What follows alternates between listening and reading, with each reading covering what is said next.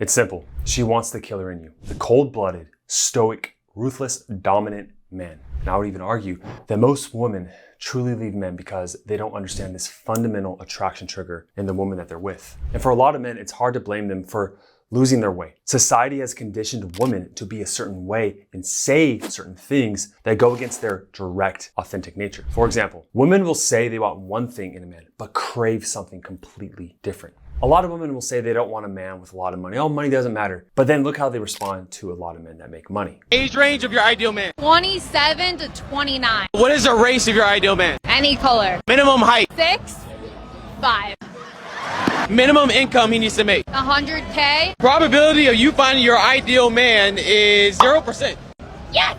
It's why so many men get abandoned, cheated on, and left instantly. So how is a man's aggression associated with his incongruency in women? Through hybristophilia. You may be asking, what is that? It is where the sexual arousal, facilitation, and attainment of orgasm are responsive to and contingent upon being with a man known to have committed an outrage, cheating, infidelities, or crimes, even the R word or murder. This is one of the main reasons people like Ted Bundy had so many love letters while in trial. Now, on the surface, these women seem psycho, but let's not be so quick to dismiss them. Look, behavior is on a spectrum. And when you look at one end of the spectrum, you can learn from the most extreme examples of human behavior. So if we examine this side of human behavior and women's attraction toward this side, you can incorporate some of it in your life. For example, a 2010 New York Times study showed that 70% of women watched crime dramas like those, I call it murder porn. Books like Twilight, 50 Shades of Grey, and all these other books, novels have a main character with power and dominance and this monster inside of him. And there's a reason why women gravitate toward a male lead with an evil within, this capacity to kill. There's a profound psychological reason why women are drawn to this type of darkness in you. And if you learn how to tap into that darkness, your killer within you, you can also tap into a woman's subconscious brain and have her uncontrollably sparking deep-rooted attraction towards you that she cannot control. In the book by David Deida, The Way of the Superior Man, he talks about how you need to tap into your inner dark masculine at times. And although a woman doesn't actually want you to kill and be a killer, she is turned on by your capacity to have that within you. And she's turned off by the lack of that capacity. She doesn't want you to be an actual killer. I'm gonna really make that point clear. But she wants to feel that you can overcome death and face that if necessary. She wants to feel that you can kill if you had to. If an insane maniac broke into your home and was about to murder your children, your woman would not be pleased if you had the opportunity to do something about it and chose not to. And although she may resist it initially, your wife has a feminine sexual essence. And she wants to feel your fearlessness within inside you. She wants to feel your capacity to face her closure, her anger, her tension without trying to minimize her feminine force. And since you were a little boy, society has taught you, sit in your chair, shut up, be nice, right? And never be too aggressive or competitive, because those are toxic masculine traits.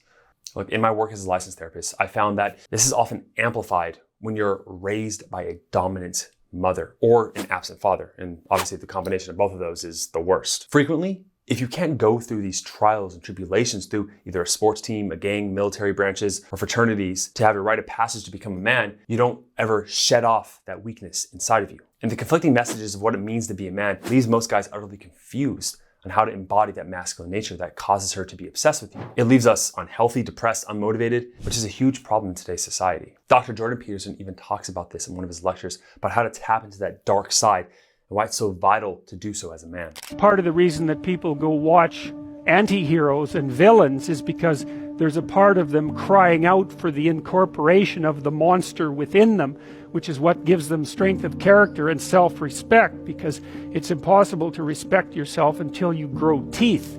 And if you grow teeth, then you realize that you're somewhat dangerous, or maybe somewhat seriously dangerous, and then you might be more willing to demand that you treat yourself with respect and other people do the same thing. And so that doesn't mean that being cruel is better than not being cruel. What it means is that being able to be cruel and then not being cruel is better than not being able to be cruel. Because in the first case, you're nothing but weak and naive. And in the second case, you're dangerous, but you have it under control. All right, so let me tell you this, man. A weak man chooses not to do something aggressive out of fear that he can't. A strong man chooses to not do something out of aggression, out of constraint. A great way of thinking about this is with rom-coms. Man, in these movies, there's always this like beta male guy, right? Who's friendly and kind of has a lot of anxiety. He's failing miserably with women because he's trying everything in his power to get them to like him. But a good person who's successful with women, I mean, they don't have this anxiety about them. They're capable of anything, but they hold back at times. And that means that people are capable of force, but decide not to. That is that proper masculinity, coming from a proper moral position.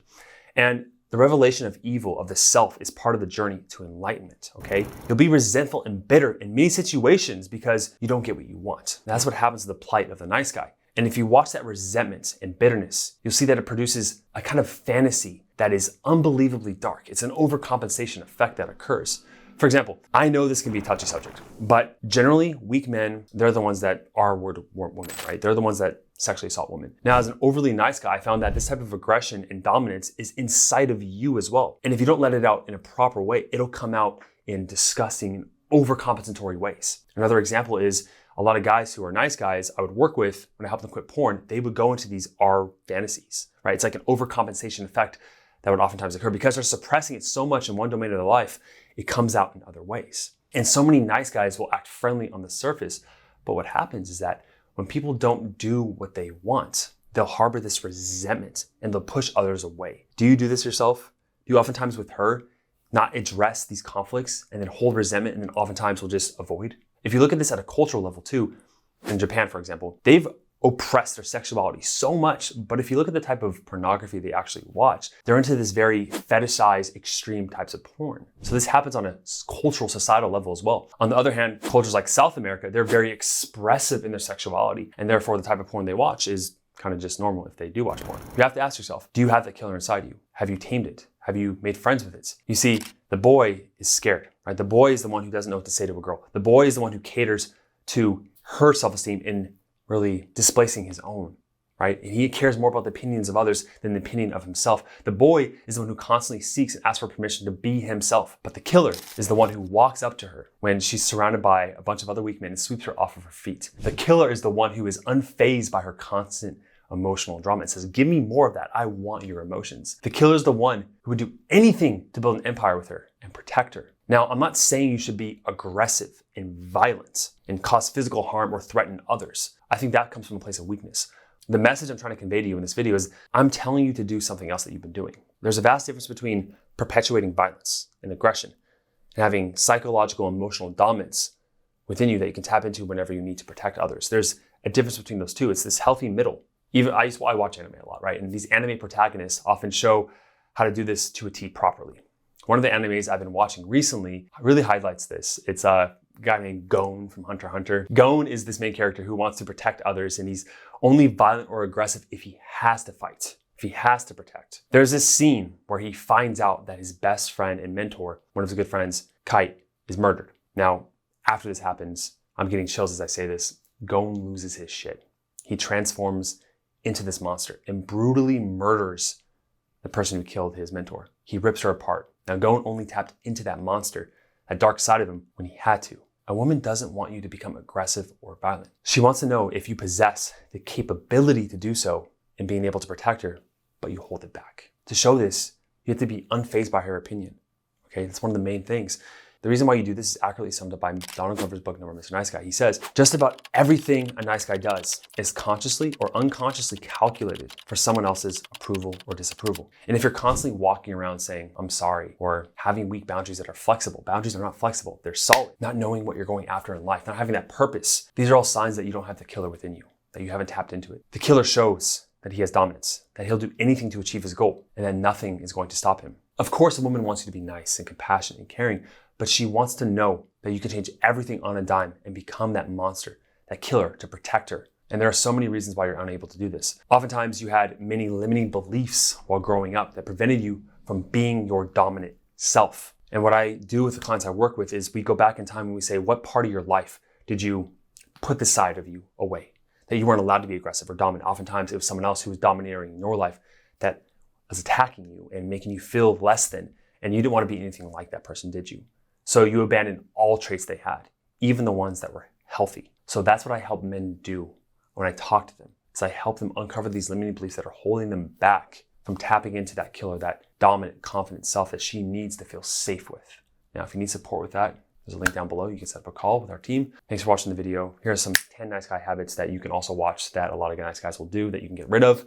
Smash like if you like these videos. I know they're a little different than the main types of videos I make on this channel, but I wanted to make a more comprehensive video to touch a lot more people and help them because I see this as a bigger issue in society today. So thanks for watching. See you in the next one.